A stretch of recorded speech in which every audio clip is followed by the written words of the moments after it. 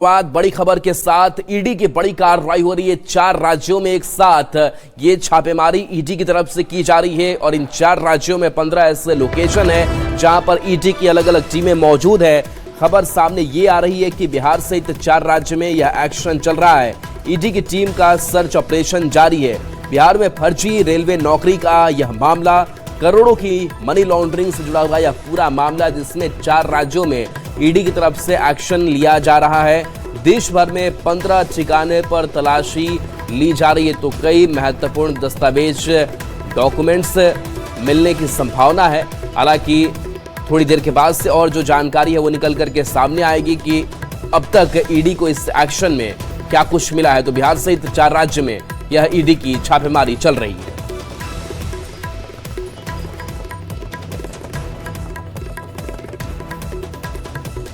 तो ये action ED की तरफ से करोड़ों की मनी लॉन्ड्रिंग से जुड़ा हुआ है पूरा मामला।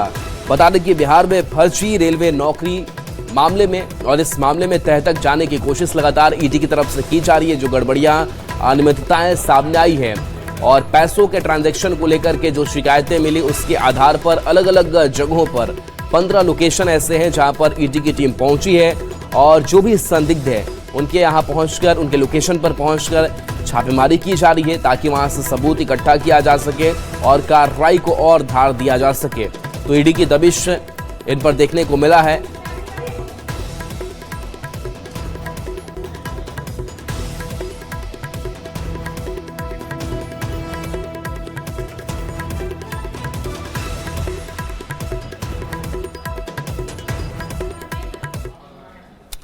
और देखिए, इस बीच बड़ी खबर बता रहे हैं पटना से। ये बड़ी खबर सामने आ रही है। खबर को लेकर के जो जानकारी मिल रही है कि पटना सिविल कोर्ट को धमकी दी गई है। बम से उड़ाने की धमकी सिविल कोर्ट को लेकर के मिली है। ये बड़ी खबर आप तक पहुंचा रहे हैं। ईमेल के माध्यम से ये धमकी दी गई है और धमकी के बाद सुरक्षा जो है वो बढ़ा दी गई है। तो बड़ी खबर पटना सिविल कोर्ट को लेकर के, जहां पर धमकी मिली है। डॉग स्क्वाड से पूरे परिसर की जांच की जा रही है और पटना सिविल कोर्ट से जुड़ी ये बड़ी खबर, जहां धमकी मिली और धमकी मिलने के बाद से जो चौकसी है वो बढ़ा दी गई है, सुरक्षा बढ़ा दी गई। बम से उड़ाने की ये धमकी दी गई है। धर्मेंद्र हमारे साथ न्यूज 18 संवाददाता फोन लाइन पर। धर्मेंद्र, पटना सिविल कोर्ट को बम से उड़ाने की धमकी, क्या पूरा मामला? ये ईमेल के माध्यम से पटना सिविल कोर्ट को बम दौरान धमकी दी गई है और इससे पहले भी कई मर्तबा इस तरह की घटनाएं हुई हैं। हालांकि पूरी सिविल कोर्ट को पूरी तरह से सुरक्षा जांच की जा रही है। डॉग स्क्वाड की टीम सिविल कोर्ट की सघन जांच की जा रही है और जो स्थानीय थाने के अधिकारी हैं वो पहुंचे हैं। लगातार सिविल कोर्ट की जांच की जा रही है।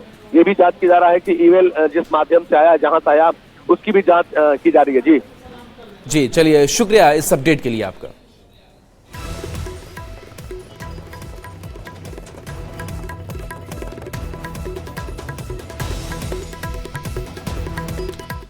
और देखिए, वैशाली के राघोपुर से इस बीच बड़ी खबर, जहां पर मारपीट की घटना सामने आई है और इस खबर के बाद से पुलिस मामले की तफ्तीश में जुटी हुई है। फास्ट फूड दुकान में यह मारपीट की घटना हुई। शराब के नशे में यहां पर तांडव होता है। उपद्रवियों ने जमकर तोड़फोड़ की। दुकानदार से विवाद के बाद से यह बवाल हो गया। खाने के ऑर्डर को लेकर के विवाद हुआ था। 3 जनवरी का वीडियो अब वायरल हो रहा है। शाम करीब 6:15 बजे की यह घटना बताई जा रही है। 5 की संख्या में उपद्रवी थे जिन्होंने शराब के नशे में तांडव किया। घटना पर राघोपुर थानाध्यक्ष का बयान सामने आया है कि अब तक कोई शिकायत नहीं मिली है। वायरल वीडियो के आधार पर जांच तेज कर दी गई है। तो ये तस्वीर देखिए, देखिए कैसे शराब के नशे में यहाँ पर तांडव मचाते हुए ये उपद्रवी नजर आ रहे हैं। जो हाथ में कुर्सी टेबल मिला है उसको वो दुकानदार पर चलाते हुए दिखाई दे रहे हैं। खाने के ऑर्डर को लेकर के यह पूरा विवाद सामने हुआ था। हालांकि थानाध्यक्ष कह रहे हैं कि हमें कोई शिकायत नहीं मिली है, लेकिन हम वीडियो स्पष्ट रूप से देख पा रहे हैं और इस वीडियो के आधार पर हम जांच तेज कर चुके हैं और इन आरोपियों तक पहुंचने की कोशिश की जा रही है। तो देखिए कैसे ये गुंडागर्दी मचाते हुए उपद्रवी नजर आ रहे हैं। हाथ में जो कुछ भी मिला उससे वार इन लोगों ने किया है। तो ये मारपीट की घटना, और यहाँ पर जो दुकानदार है वो समझा भी रहे हैं। खाने के ऑर्डर को लेकर के पूरा विवाद हुआ, लेकिन लगातार ये मारपीट हो रही है इस बीच दुकानदार खुद को बचाने की कोशिश भी कर रहे हैं, लेकिन इन सब के बीच ये रुकने का नाम उपद्रवी नहीं ले रहे हैं और लगातार हमले कर रहे हैं।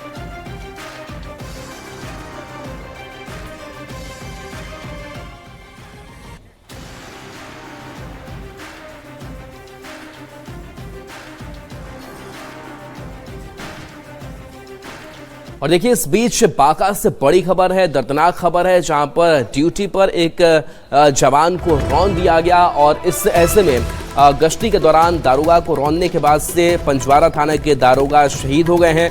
गश्ती के दौरान पुरेंद्र कुमार सिंह की दर्दनाक मौत हुई। स्वास्थ्य केंद्र ले जाते समय दारोगा ने दम तोड़ दिया। पंजवारा बाजार के धौरैया चौक की यह घटना सामने आई है। दारोगा ने ट्रक को रुकने का इशारा किया, इशारे के बाद भी ट्रक रुका नहीं। ट्रक की चपेट में आने से दारोगा शहीद हो गए। ट्रक का चालक और खलासी दोनों गिरफ्तार किए जा चुके हैं। तो स्वास्थ्य केंद्र दारोगा ले जाए गए, लेकिन उससे पहले उन्होंने दम तोड़ दिया। ट्रक को रुकने का इशारा किया, लेकिन ट्रक रुका नहीं। रौंदते हुए दारोगा को निकल गया और ऐसे में दारोगा इस हादसे के शिकार हुए और वो शहीद हो गए। हालांकि इस मामले में एक्शन भी हुआ। ट्रक का चालक और खलासी दोनों गिरफ्तार कर लिए गए हैं।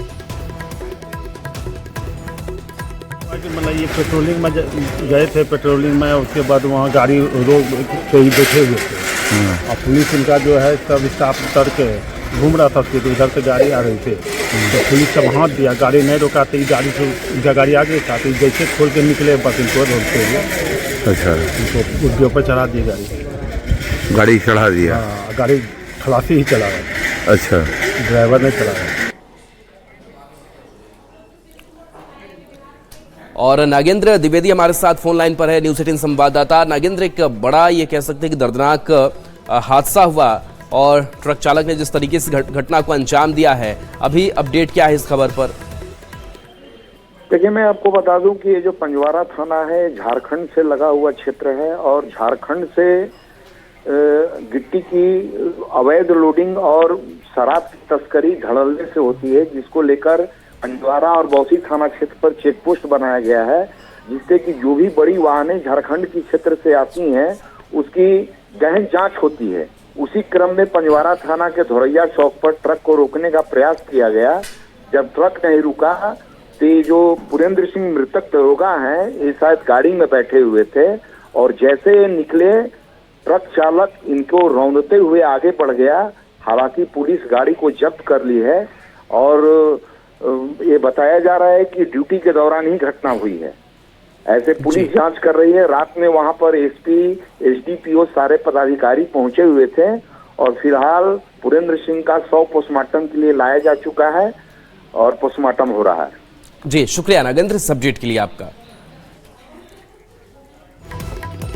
खबर सहरसा से है, जहां पर रेड लाइट एरिया में छापेमारी की गई और यहां से बताया जा रहा है कि 15 लड़कियों का रेस्क्यू किया गया है, वहां से उन्हें मुक्त कराया गया है। खबर है कि सदर थाना की पुलिस ने देर रात भारतीय नगर स्थित रेड लाइट एरिया में छापेमारी कर 15 लड़कियों का रेस्क्यू किया।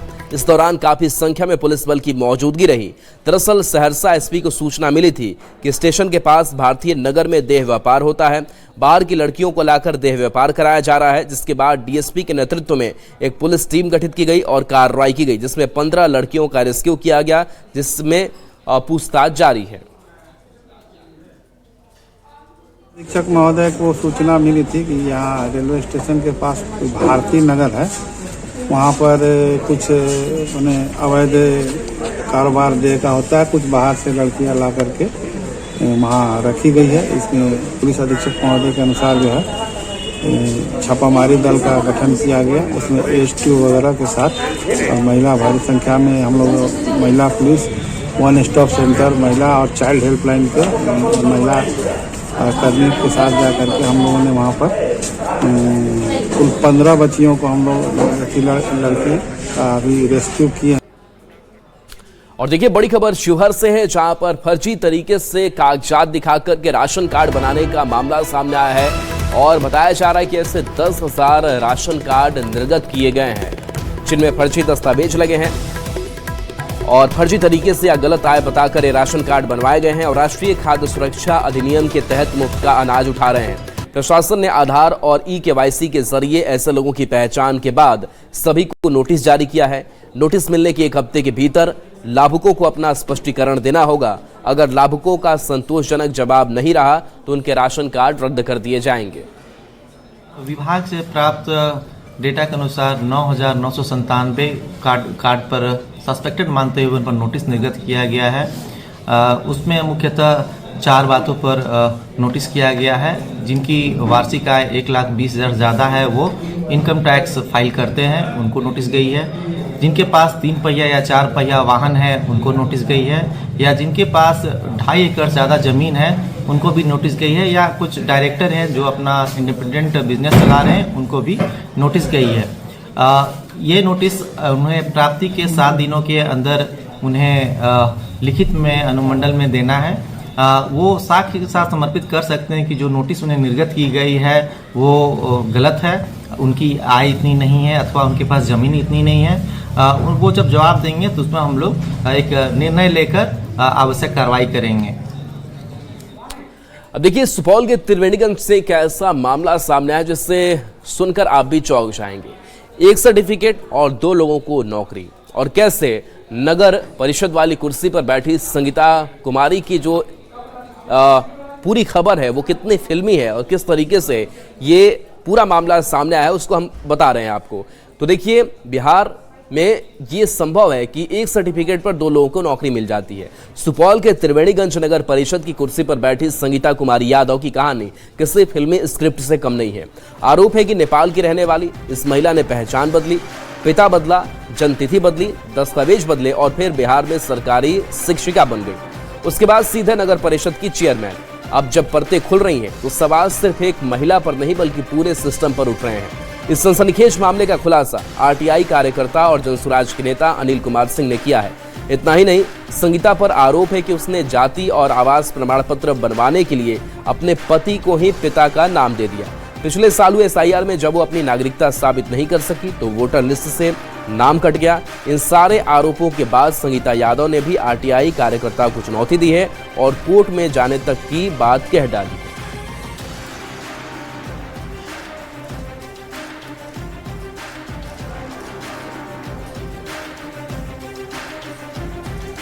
की रहने वाली है, वह बिहार में भारत में आकर के बिना भारत की नागरिकता प्राप्त किए बिना गलत ढंग से मतदाता सूची में नाम ढुका करके वह पहले बिहार आती है और वहाँ पर एक शिक्षिका के रूप में नौकरी भी करती है गलत ढंग से दूसरे के नाम पर। बाद में जब 7 साल नौकरी करने के बाद उसको मन होता है कि हम नगर परिषद का चेयरमैन बने तो वह त्रिवेणीगंज नगर परिषद की पहला मुख्य पार्षद बन जाती है।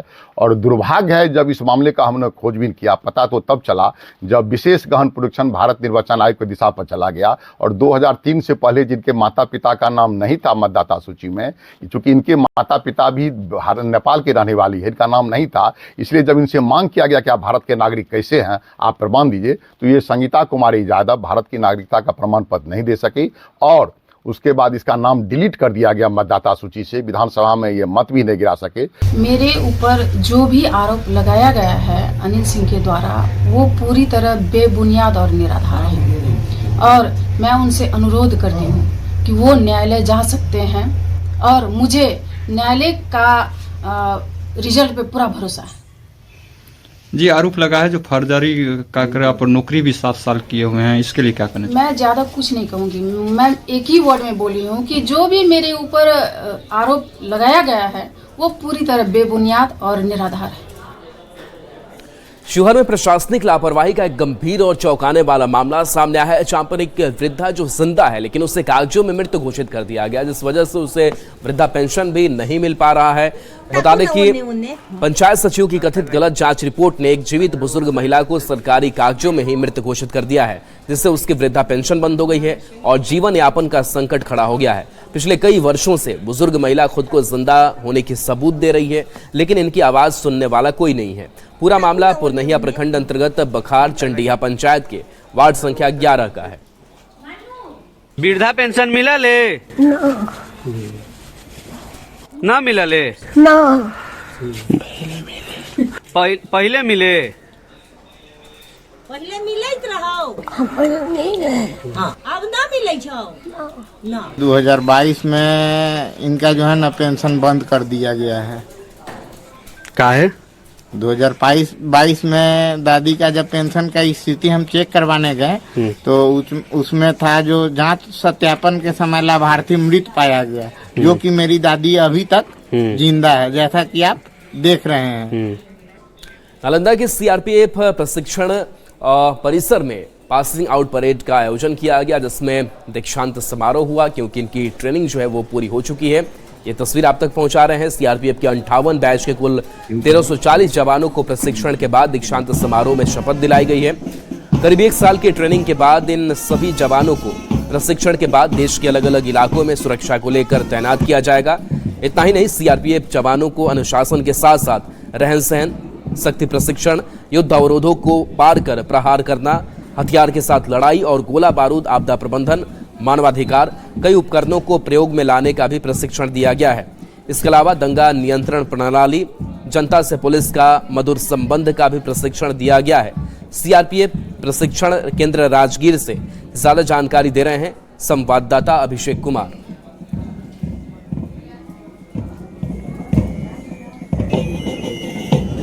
तो ये तस्वीर आपको दिखा रहे हैं पासिंग आउट परेड का, और इस परेड के जरिए कुल 1340 जवानों को प्रशिक्षण के बाद दीक्षांत समारोह में शपथ दिलाई गई। बता दें कि करीब 1 साल तक की ये ट्रेनिंग, और ट्रेनिंग के बाद से ये अपनी सेवा शुरू कर रहे हैं। इसके साथ साथ सीआरपीएफ जवानों को अनुशासन के साथ साथ शक्ति प्रशिक्षण और कैसे युद्ध अवरोधों को पार करना है, प्रहार कैसे करना है, आपदा प्रबंधन कैसे करना है, इन सारी चीज़ों की भी ट्रेनिंग इन्हें दी गई है। और ये उस ग्राउंड की तस्वीर, जो ये ग्राउंड आज गवाह बना है, और ये शक्तियाँ जो सुरक्षा में शामिल होंगी। सीआरपीएफ प्रशिक्षण केंद्र राजगीर की ये तस्वीर आप तक पहुंचा रहे हैं।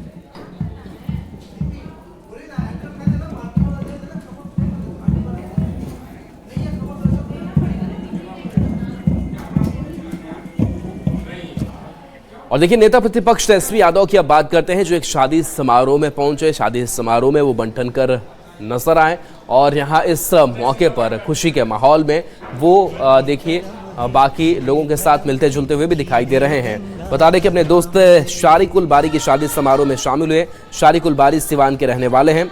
रविवार को ही तेजस्वी यादव विदेश दौरे से दिल्ली लौटे थे।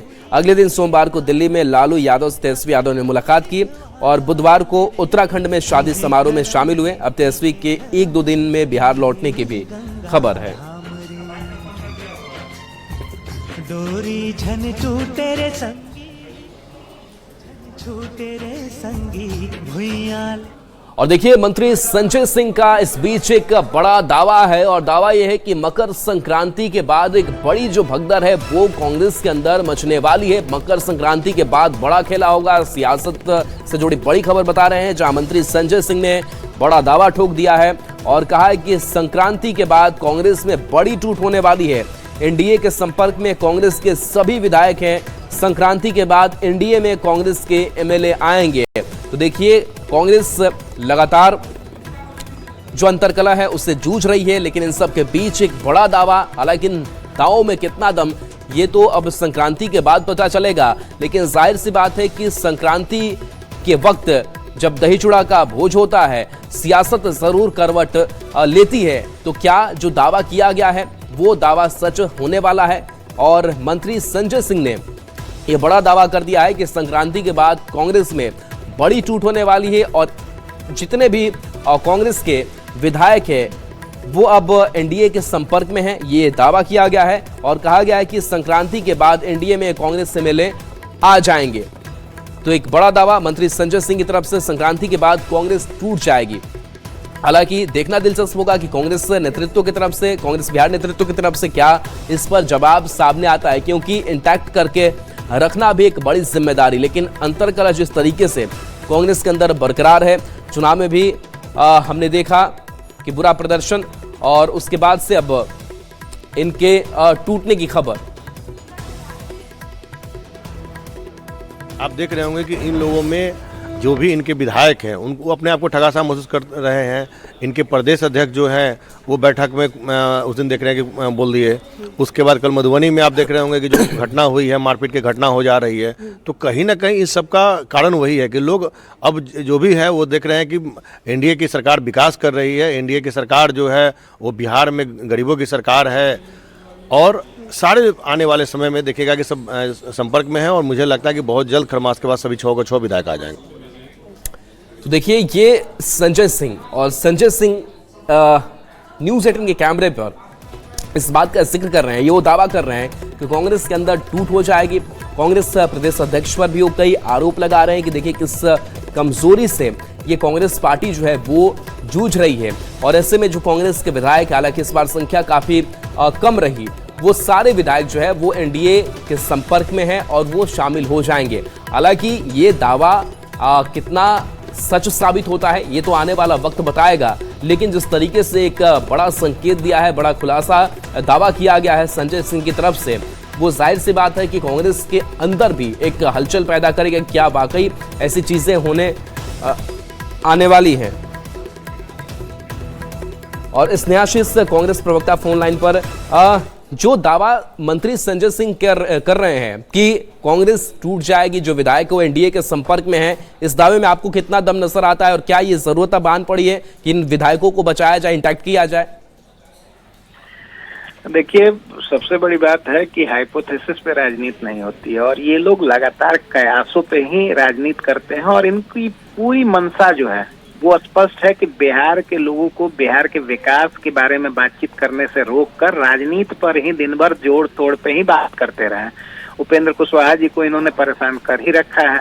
अब इधर कांग्रेस के बारे में ये लोग चर्चा उड़ा रहे हैं, लेकिन इन सब चर्चाओं का कोई मायने नहीं रखता है क्योंकि पूरी तरीके से हमारी पार्टी के एक एक विधायक इंटैक्ट हैं। और जहां तक रही बात संजय सिंह जी की, तो इस तरीके की बातें वो कर रहे हैं, वो लोग पहले अपने दल को ही देखें और बिहार में जो उन्होंने वादा खिलाफी की थी, 10,000 रुपए दे के वोट खरीदने का काम किया था, उस योजना को भी बंद कर दिए। कम से कम उस पर चर्चा कर ले, बिहार के विकास के लिए क्या उनकी अवधारणा है, क्या मॉडल है, उस पर चर्चा कर ले। बिहार के लिए उनका आने वाला विजन क्या है, ब्लूप्रिंट क्या है विकास के लिए, इस पे चर्चा कर ले। लेकिन ये लोग इन मुद्दों पे चर्चा करना नहीं चाहते, इसलिए ये भाग रहे हैं चारों तरफ से और केवल जोड़ तोड़ की राजनीति बात कर रहे हैं। आप तो देख रहे होंगे कि ना इनकी नीति है ना नियत है, बिहार में बस धोखाधड़ी करके वोट खरीदने की कवायद करने वाली ये लोग। और सरकार में बैठने के बाद इनको मालूम ही नहीं चलता है कि क्या करना है, इन्हें पता ही नहीं चल पाता है कि काम क्या करना है। केवल लफबाजी करके सत्ता तो पा गए, वोट चोरी करके, मशीनरी मैनेजमेंट करके सत्ता तो पा गए, लेकिन उस सत्ता का निर्वहन जिम्मेदारियों का कैसे करना है ये इनको अब तक नहीं पता है। इसीलिए ये उलुल जुलुल बातों में बिहार की जनता को उलझाए रखना चाहते हैं। जी चलिए, शुक्रिया अपनी प्रतिक्रिया के लिए आपका, हर्षवर्धन जी।